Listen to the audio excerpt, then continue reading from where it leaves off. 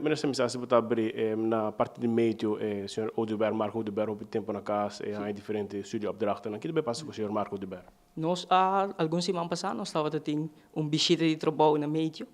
Nós discutir diferentes temas, tem diferentes, por bisa, retornar para o departamento de meio, um departamento que agora negligencia, tem uma escassidade de de capacidade, de personal, mas também tem inversão. Sobre o momento aqui, o departamento aqui está muito importante, sobre o meio que está supervisar, o qual está desenvolvimento de web, mas também é importante para o aspecto de aviação.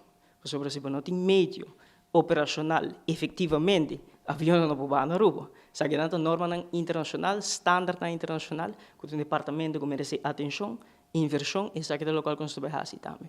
Para o aspecto de Marco Oduber, nós também temos aqui uma conversação com ele, também dando espaço, sinta na mesa também, e um diálogo construtivo para com ele, para que está seu pensamento e sua perspectiva, mas seguro nós estamos tendo uma conversação, hobby ameno, hobby construtivo, com o departamento de Medio Europa, com o diretor, mas também diferentes empregados, nós sinta, compartilhando preocupação e perspectiva, e seguro que temos atenção de nosso ministério e nós está no momento aqui tomando passo concreto para nós poder melhorar a parte operacional de Medio. Você tem apetite para trabalhar com o Oduber, Marco Oduber? Nós lo sentimos aqui para nós determinar que é a decisão que vamos tomar, mas seguro nós vamos ter diálogo com Meneer Oduber para escutar seu pensamento e sua perspectiva também.